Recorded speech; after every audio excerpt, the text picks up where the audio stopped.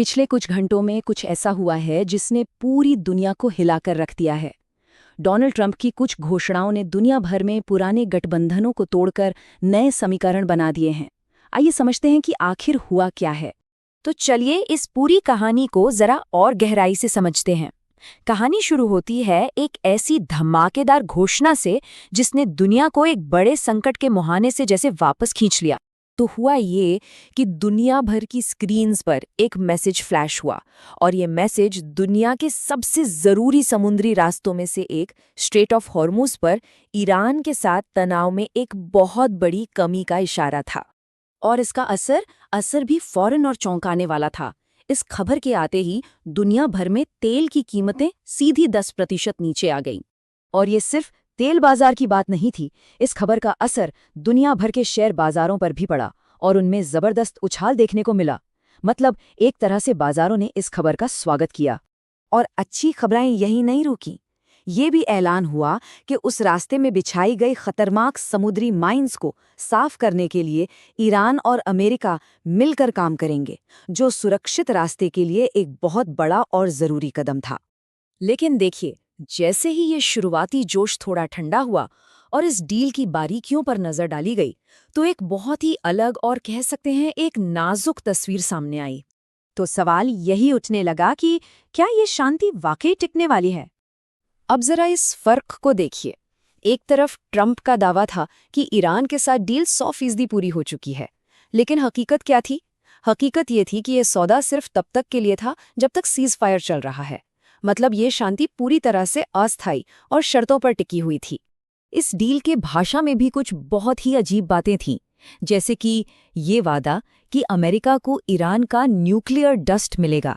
अब ये nuclear dust क्या होता है, ये न तो साइंटिस्ट्स को पता है और न ही किसी एक्सपर्ट को। तो मतलब बिल्कुल साफ था, बहुत से ज़रूरी सवाल थे जिनका कोई जवाब नहीं था। जैसे ईरान ने ये गारंटी तो दी ही नहीं कि स्ट्रेट हमेशा खुला रहेगा। उनके पास जो एनरिच्ड यूरेनियम है उसका क्या होगा, ये भी साफ नहीं था। और सबसे बड़ी बात, ये लड़ाई कभी भी किसी भी पल फिर से भड़क सकती थी। ऊपर से अमेरिका की नेवल ब्लॉकेड भी जस की तस बनी हुई थी। तो एक तरफ तो ये सब चल रहा था, और दूसरी तरफ एक आग को बुझाते बुझाते एक दूसरी आग जानबूझकर लगाई जा रही थी।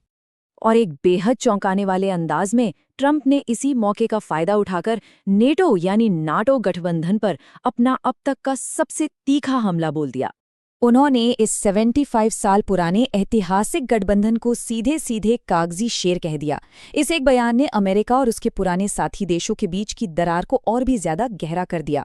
देखिए, नेटो पर ये जो हमला हुआ, ये कोई अचानक से नहीं हुआ था। ये ठीक उस वक्त हुआ जब दुनिया की दूसरी बड़ी ताकतें ग्लोबल सिक्योरिटी के लिए एक बिल्कुल नया प्लान बना रही थीं।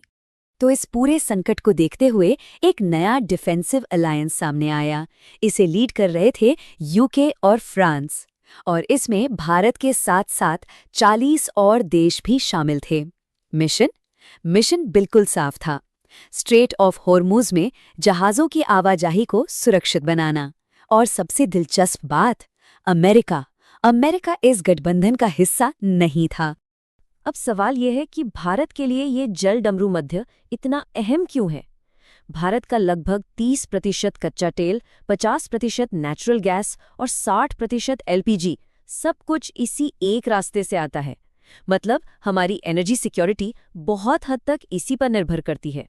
तो कुल मिलाकर जो तस्वीर बन रही है वो ये है कि एक तरफ एक बहुत ही नाजुक शांति है, दूसरी तरफ पुराने गठबंधन टूट रहे हैं और उनकी जगह नए गठबंधन बन रहे हैं।